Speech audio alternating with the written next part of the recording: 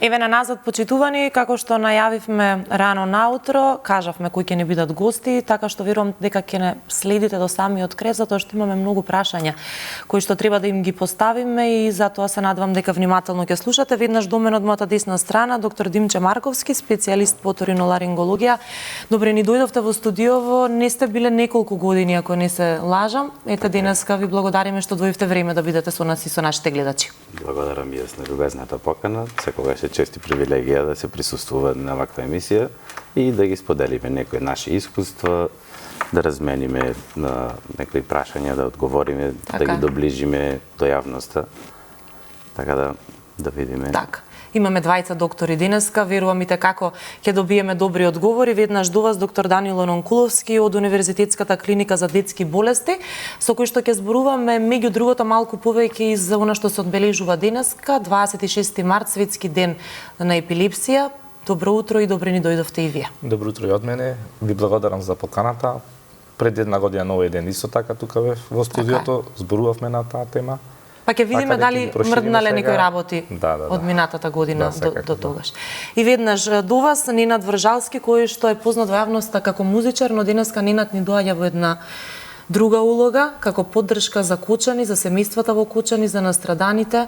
Ненад, ни патуваш директно од Кочани утрово? Да, само што стигнав од Кочани, тоа сакам да кажам, ме најавивте како музичар и претходната емисија гостував како музичар. Така. Денеска малце од друга бранша, од другите мои професии со кои се занимавам, покрај програмирањето и се друго, ќе дискутираме подоцна на се. Така е, така е. Денеска заедно со мене и со вас е и мојата колешка Вера. Вера, добро утро и до тебе.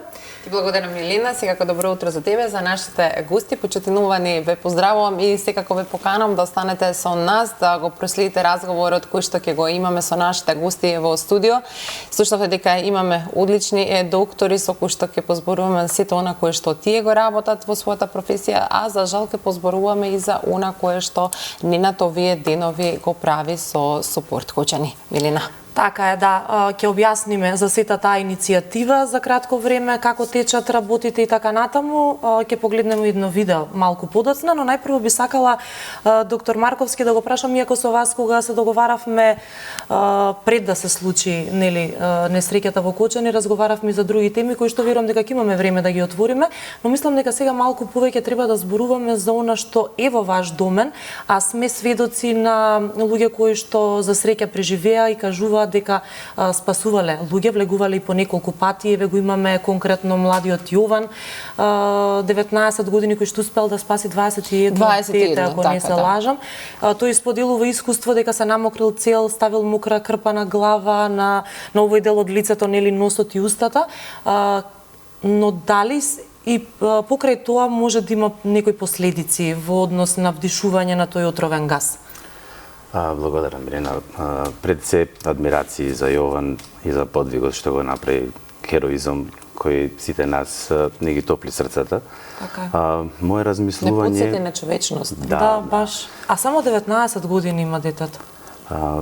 Пред се, моето размислување е дека, а и доста во некои западни земји или источни, во училиштата веќе ги обучуваат децата за едни вакви вонредни ситуации, како да се реагира. Или тоа е баш тоа што го направил Јован во случајот, ја намокрил својата мајца и треба да оди малку пониско од чадот кој веќе е во погорните слоеви.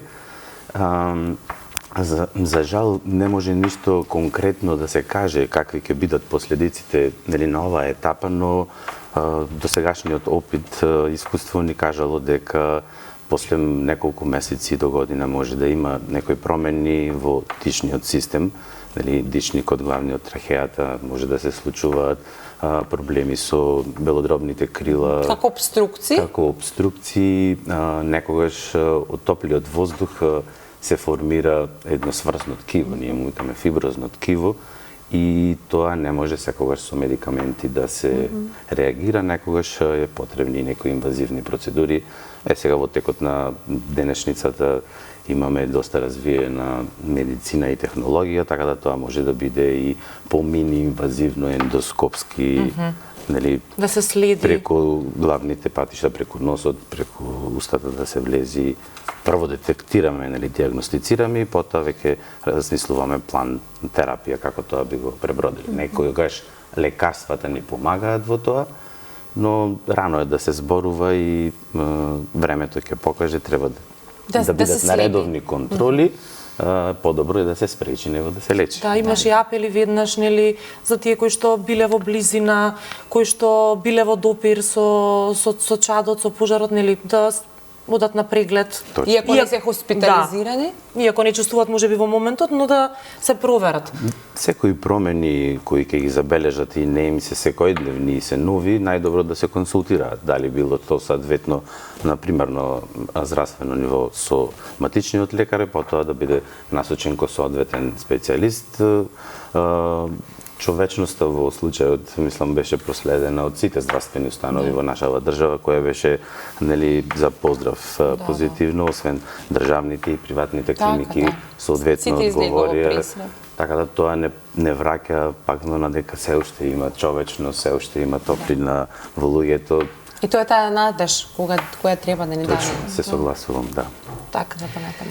И се извини Милина, јас би сакала тука, докторе, прочитав нешто дека постои одредена како сега инфузија е тоа која што на некој начин помага да се плакнат белите дробови. Дали постои такво нешто или... Видете, конкретно во инфузиони раствори може да се вклучат различни медикаменти кои ќе помогнат за, да речеме, експекторација, искашлување.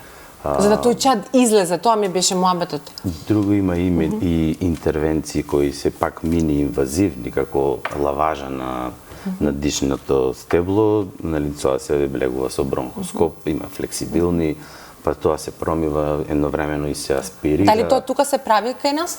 Тоа конкретно ќе биде во одделението за пулмологија, значи Не, зборот ми е дека е достапно и кај нас тоа како третман, во секој случај, освен образната дијагностика, рентген, компјутер, томографија, магнетна резонанса, имаме и флексибилна и ригидна бронхоскопија, каде што може да се детектираат промените или се видливи со голо око.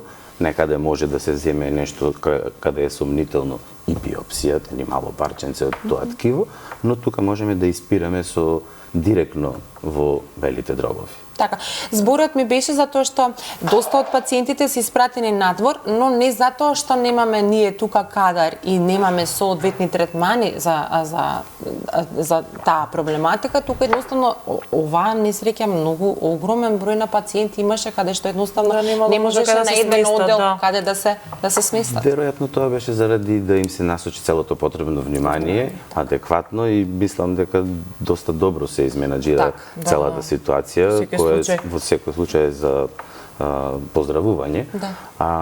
Соодветни центри, нели, поголеми, каде што има за пластична реконструктивна хирургија, нели, трансплантација на кожа и веќе компликации во респираторниот систем, каде преценале, направиле триажа и соодветно биле насочени во соодветните земји кои доста одреагираа и примија пациенти. Да, секоја чест за сите кои што помогнаа на вистина, никогаш тоа нема да го заборавиме, ама верувам дека Македонија би направила и би дала се за некои други, не дај Боже, или да се случи вакво нешто. Па нашиот народ е солидарен. Така. Следната недела веќе договараме една гостинка која што ќе биде од одделот за пластика од градска болница, така што верувам и оттаму ќе добиеме информации, бидејќи нели го споменавте сето тоа.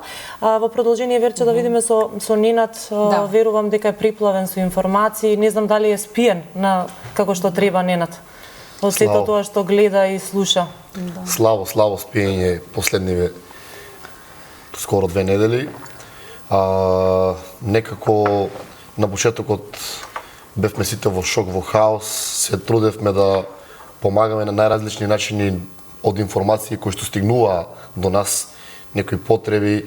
На почетокот трчавме, баравме буквално храна, пијалоци, хирушки, ете се бараше многу кебиња. Најверојатно после изгориците станува многу ладно на телото. И болниците доста, мислам, болницата во Кочани особено не беше спремна на толкав голем број на жртви наеднаш да влезат во болницата, имаше исто доста дефицит на кислородна поддршка. Наверојатно и тоа било, како да кажам, една од причините за кои што за жал некои не успеа да се спасат. Да, трчавме исто собиравме постелини, пособиравме влажни марамици, имаше неколку барови низ Скопје каде што тоа се складираше, секој со своите потреби си земаше тоа што му треба во тие барови кај што се складираше и буквално на почетокот така трчавме се додека дојдоа баш на денот на погребите. Тоа беше еден најтажен ден во Кочани како памтам ја за себе. За сите нас и за околната, за сите нас. Да, баш за сите. Тоа се сите наши деца, наши пријатели. Да. Баш буквално мислам дека сите не погоди, особено ние што лично се знаеме со тие деца. Како што кажа партнерот Иван во едно интервју, буквално ќе појдеш на кафе, келнерот кој те служил го нема. Ќе појдеш на јадење, човекот што ги правил сендвичите го нема. И знаеш, тоа е толку мал град Кочани што до сите допира, некако целата атмосфера таму е тажна и не само во Кочани, секаде низ Македонија и во светот гледам дека се рашири, дека беше голема тага, али кај нас не можете да замислите колку тоа е тешко. И како се случија тие погреби, баш буквално бевме собрани една помала група на луѓе во градски парк. Имаше како штандови за оддавање на почит, се палеше свеќичка во градскиот парк на починатите и се размисливме како можеме да помогнеме сега. Повеќето од нив ги префрлија во странство. И тие што беа на лекување тука има исто потреби, едно друго и сега се размисливме дека моментално би било добре дојдена само финансиската помош. Така. Излегува многу сметки од деца, па имаше како лажни сметки. Да, имаше некои лажни информации. За жал. Имаше некои мои пријатели кои што беа веќе излажани од страна на луѓе, требало да допатуват до некаде, му плаќа карта, уствари се воспоставува дека тоа не е вистина. Не знам како може некој тоа да го прави, јас тоа не можам тоа да го сватам. Да, на тагата во такви тажни тешки моменти да се работи за здравје. Тоа беше апелот како да направиме нешто централизирано со сите сметки од децата официјално. И каде што ќе биде сигурно, транспарентно, да знаат дека тоа е тоа, дека сигурно тие средства ќе дојдат до оние кои што ги намениле. Така, баш да направиме нешто каде што лично ние ќе побараме дозвола за тоа што сите ги знаеме и знаеме на кои да се обратиме, знаеме кои се родители на тие деца. Така да ги знаете од градот, тоа би се сограѓани. Така, се јавувавме буквално на секој од нив да ни дозволи да објавиме податоци од трансакцијска сметка и од контакт нивни. На почетокот објавувавме како контакт, после и тоа беше злоупотребувано. Престанавме и тоа како само чива носител на сметка и сметката за донација. Потоа почнавме да објавуваме и сметки за донации од странство. Како девизни сметки побаравме од секој. Нешто може за тие луѓе што се надвор, што се лекуваат. Така, па поголемите донатори со поголеми донации се во одна страна и почнавме да го правиме тоа. И целта ни беше прво да не се злоупотребува оваа цела тага, да не се, да не кажам, богати некој на тугата мака, да направиме нешто каде што ќе се знае и ќе е официјално одобрено од страна на дали ќе родителите или нивните најблиски. Потоа да направиме нешто каде што средствата ќе стигнуваат веднаш, каде што ќе стигнуваат сега, кога тоа им е најпотребно. Кога сега се тие на страна, сега имаат огромни трошкови. Така, сега е потребно таа поддршка. Сега име, како да кажам, знаеш, пример, се размислува, има крема за изгореници, не знам, поевтина крема за изгореници, поскапа. Да не размислува на тој начин, да не размислува чеки. Да, туку да види која е подобра и која ќе биде поефикасна. Да види која е подобра, да малце да му створиме комфорт на тоа дека не размислувај на сега на тоа, земи го тоа што е подобро без разлика колку кошта. Ние се трудиме тој комфорт да ја го дадеме на луѓето што се лекуваат и знаеме дека ќе има и дополнителни трошкови сега. Спомнаете од пластична хирургија. Знаеме таму колку ви знаат да бидат една пластична операција на лице или не знам, знаат да бидат по стотици илјади евра. И се трудиме. Па и постоперативното и тоа третманите Треба по тоа кои што многу следат. години третмани Ќе сигурно за тоа. Инаку Нема имам веднаш едно да може видео- да работат и да, тоа е имам сега едно се носи видео своје. кое што го подготвивме, да го погледнеме. Всушност тоа мислам дека е првото видео кое што го објавивте каде што ја кажувате идејата, па веднаш потоа ќе продолжиме и со доктор Нонкуловски. Да го погледнеме видеото. Слушајте ме добро сега. Денеска заврши многу тежок ден за Кочани и починатите се веќе погребани. Сочувство до сите фамилии, нема зборови што може да ги поминат нивните болки. Сега, наше, како кочанчани, ние сочувствуваме дека треба на тие што се останати моментално живи и им треба помош да им помогнеме. Како можеме да им помогнеме?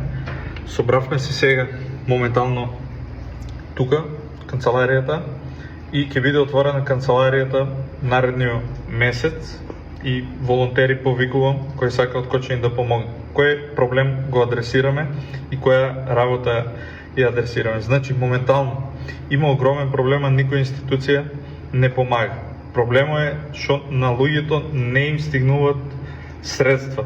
Имат деца у разни градови и едноставно преку GoFundMe, преку Црвен крст и слично оде многу споро. На луѓето им требаат средства, немаат средства. Нивните деца се веќе таму, некои не може ни да патуват, а гледаме дека на Инстаграм и на Фейсбук има многу споделување на информации и веќе сите се губат тука. Затоа одлучивме денеска одма да направиме централизиран систем. За кратко ќе ви објавиме веб страната и на неа ќе ги има сите болни, у која болница се, у кој град, телефонски број за контакт на родитело и сметка. Многу е битно директна сметка да може директно да им се пуштат пари на луѓето за да може да продолжи да функционира.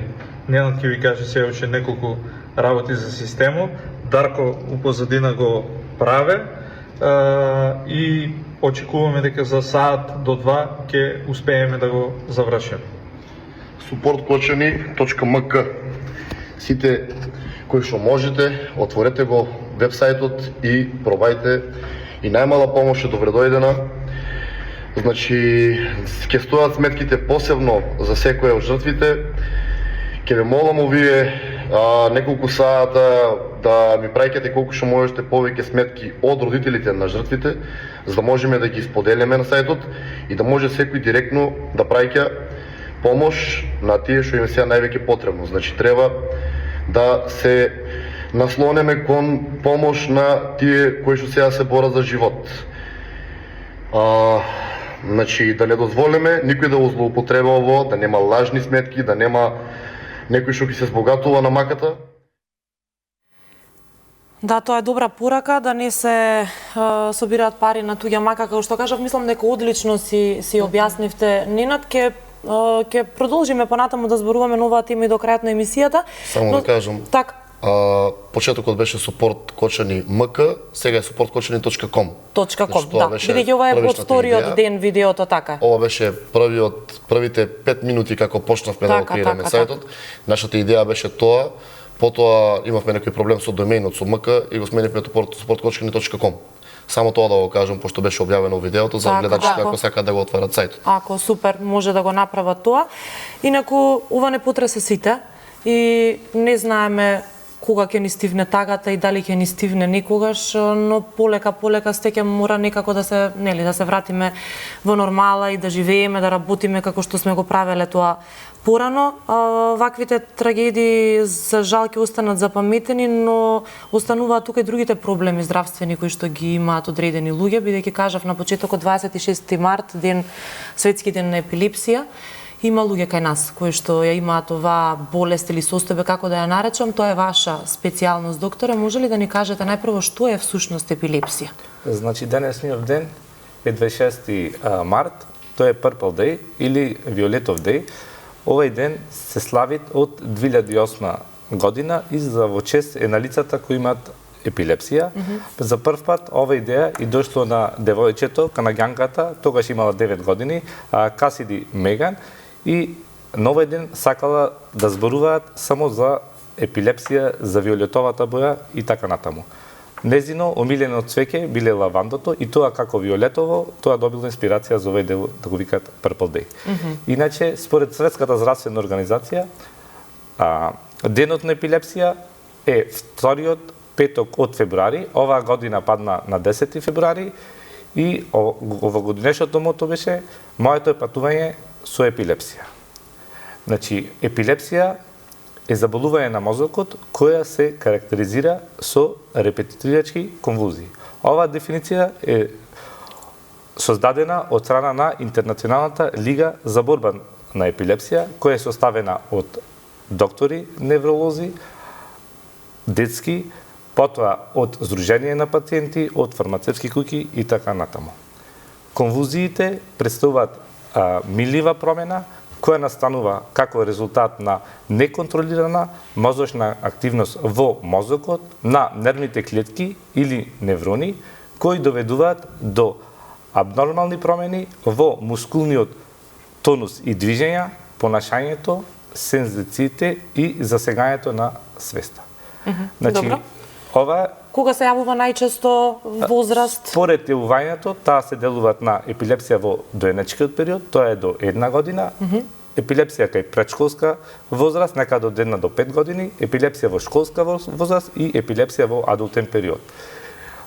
Околу 1 до 2% од светската популација имаат епилепсија, значи добро е контролирана во повеќето од државите, во 75% од лицата кои имаат епилепсија не добиваат повторно нападки, затоа што редовно земаат терапија, редовно се прегледуваат кај доктори, а додека пак останатиот дел, обично во ниско развиените држави, обично кај што имаат и други структурни промени на мозокот, така да и епилепсијата може да биде идиопатска, значи кај 50% е без некоја причина настануваат епилепсија, а кај другите причина за настанување на епилепсијата може да ви е структурна промена, може да ви е имуна промена, после може да ви е некоја инфекција, некој метаболно, може да е исто. генетика, да, генетика може да е во прилог на некој епилептичен синдром и тие кај нив настануваат една резистентна епилепсија, значи кај тие децата каде што имаме структурно оштетување на мозочето, кај што имаме некоја наследна болест, придружена со некој синдром, кај нив нападите се потешко за контролирање и кај нив настануваат една резистентна епилепсија, значи резистентна епилепсија ви е ако и покрај два додадени антиепилептици децата не реагираат на оваа терапија и освен медикаментозната терапија, освен поново време и масло на канабиса даваат, кетогена диета постојат, може да завршат и со хируршки зафати таквите пациенти што имаат резистентна епилепсија. Сега, доколку се случи да ние присуствуваме на некој епилептичен напад, што би требало како прва помош да можеме да направиме? Да го свртиме на страна? Така. Или? Епилептичниот напад за родителите и за другите лица делуваат многу страшно, но ние докторите сме навикнати, секој ден гледаме по доста такви епилептични, дали биле фебрилни конвулзии, значи дали било нападот во склоп на температура, кој представуваат веќе физиолошка појава, кој се јавуваат кај децата од 6 месеци до 5 години, дали представуваат некој афебрилен напад, дали епилептичен статус, значи ние секој ден гледаме такви пациенти и ни представуваат рутина, а додека ако видите некое дете или лице да имаат на улица со таков напад, вашето е само да го поставите странична положба, да не настануваат заглушување од страна на јазикот да не успеат да го глотнат и само тоа, и да викате брза помош. И евентуално ако имаат... Затоа што сме гледале сега на филмове се пени уста, веројатно поради плунката да не ја голтне јазикот, затоа се треба да се сврти само на страна положба, да се викне брза помош. Да, и додека ако кај лицето во џебовите што постојат или некоја друга имаат родител со него, ако имаат диазепам, се клава чепче диазепам. Само тоа е. Само тоа е. Само тоа, друго тука не постои. И после се викат хитна прва помош. Иако не секој нели може да изреагира соодветно во тој момент, луѓе сме различни, некој ќе се исплаши можеби. Па некој од паника се вкочанува, едноставно не може ништо да направи. Доста е само странична положба. Не е битно дали на лева, дали на десна страна, само странична положба и толку. Така човекот е чудо, ќе кажам, не се знае кој како во каква ситуација ќе изреагира. За среќа, во несреќата во Кочан имаше луѓе кои што во моментот знаеа правилно да изреагираат.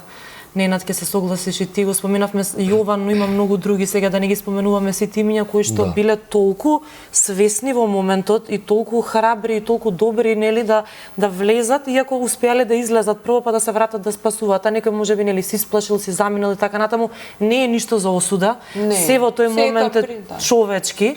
Секој организам е различен, секој стомак е различен, секој различно сваќа. Некој може, некој не може, некој мислел дека може, па ете. Се има и такви случаи. Настапуваше надвор од куќа? Во Битола бев, ми се јавија по телефон, ми кажаа за ситуацијата, одма објавив, пошто, како да кажам, имам повеќе следачи од Кочани, објавив дека се бара помош во болницата, дека се трча, буквално беше тоа еден голем хаос и да, тоа баш го напоменавме, значи за среќа имало доста луѓе и родители кои што помагале. Ете, од нив е дел од обезбедувањето кои што исто доста помогнале за време на целата таа фрка. Исто има и доста деца кои што се обидувале да помогнат и загинуваат на тој начин. Така.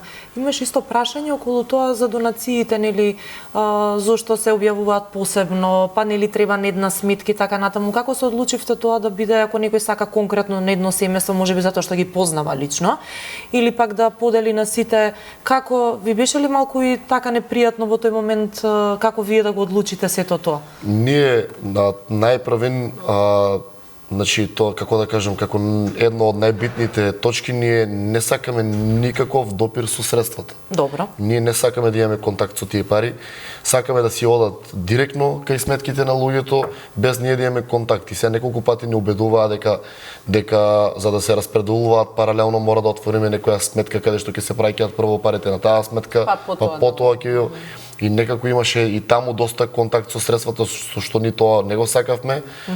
Потоа има неколку начини како тоа да го изведеме. Значи, едниот од начините е за креирање на невладина организација, другиот е се контактиравме со Ротари клуб од Кочани, кој што се понудија да ни помогнат на целото тоа. Чекаме и од нив одговор. И има опција, се трудиме да направиме како опција каде што ќе се конвертираат во криптовалути и ќе се исплаќаат, и тоа е се транспарентно и тоа е се безбедно.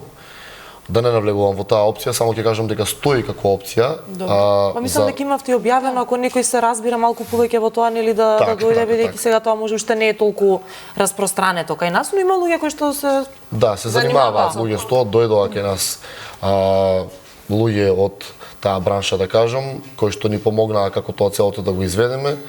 Ќе биде објавено целото тоа со оглед на, како да кажам, да пробаме да ги убрзаме работите и да пробаме да го поедноставиме целото тоа, да стигнуваат побрзо парите и да стигнуваат повеќе средства на луѓето кои што моментално им треба, а од друга страна да пробаме да ги намалиме оние провизии, даночни трошкови, сите тие како да кажам, трошоци кои што секој денар нас ни значи моментално и сакаме тоа, затоа се трудиме целото ова да го направиме, затоа постојат неколку опции, во текот на оваа недела би требало тоа да го реализираме, се трудиме. Така. Објавени се имињата на сите 59 загинати, бидејќи не се сите од Кочани, нели имаш и од други градови, или? Објавени се имињата... Или тие што сакаат семејства, можеби некој не сакал, не знам сега. Значи, ние најпрво ги објавивме имињата на оние кои што се хоспитализирани, на оние кои што се повредени, на оние кои што моментално се борат за живот, мислиме дека таму повеќе е потребна финансиска помош. Потоа почнавме да ги контактираме и лицата кај што има веќе починат случај. И нормално, кој од нив сака, го објавуваме на сајтот, кој од нив не сака, нели? Добро. Тоа си е окей. И значи тука објавивме и некои од хероите кои што починаа помагајќи во целото тоа. Еден од нив е човекот кој што возел со брзата помош. Да. Некој си 11 пати до Скопје и до Кочани. И тоа било преголем стрес за него. Наредниот ден не се разбудил, за жал. И него го имаме објавено, и членови од бендот имаме објавено, значи буквално секој кој што е засегнат во таа трагедија, сакаме секаде да помогнеме. Нашата цел е да собереме колку што е можно повеќе средства за секој од нив. Ете, направивме начин на кој што тоа ќе се испраќа директно на засегнатите. Ете, имаше како некои коментари, некој има повеќе собрано, некој има помалку собрано, тоа не е окей, ама ние тоа го правиме транспарентно, го правиме за да ја покренеме таа свест кај луѓето да се донира таму кај што има помалку, а и самите оние кои што собраа повеќе средства ни кажаа дека ете имаше случај, јас сум веќе во подобра состојба, за брзо ќе се вратам во Кочани, сакам донациите кои што се собрани на мојава сметка да ги испратам на оние на другиве на кои што немаат собрано или на оние на кои што највеќе им треба. Браво. За кои што ќе слушнеме и тоа е исто подигање на свеста и многу ни е мило што така размислуваат дури и жртвите во случајов, а и многу од кои што ни се јавува дури им е напишана како пријателска препорака е да донирате онаму каде што има најмалку, има опција на сајтот да кликнеш, да ти ги покаже на почеток сите кај што има најмалку донации и да си избереш едно од нив. Ете, и тоа исто брзо се расширува на социјалните мрежи, кога кај некој, не дај Боже, се влошува ситуацијата, има потреба од некаков транспорт, да се реагира и брзо се реагира. Со тоа што гледам дека луѓето го користат нашиот сајт, креираат еден скриншот од сметката на оној на кој што моментално највеќе им е потребно и се расширува брзо на сајтот. Тоа е официјалната сметка на Добро е да се знае. И право се стигнуваат средствата таму кај што моментално е потребно. Тоа ни е исто многу битно. Така. Убаво што го споминавте ова и убаво што го споминавме и човекот кој што за жал почина 11 пати. Добро, нели имавме повеќе амбулантни возила?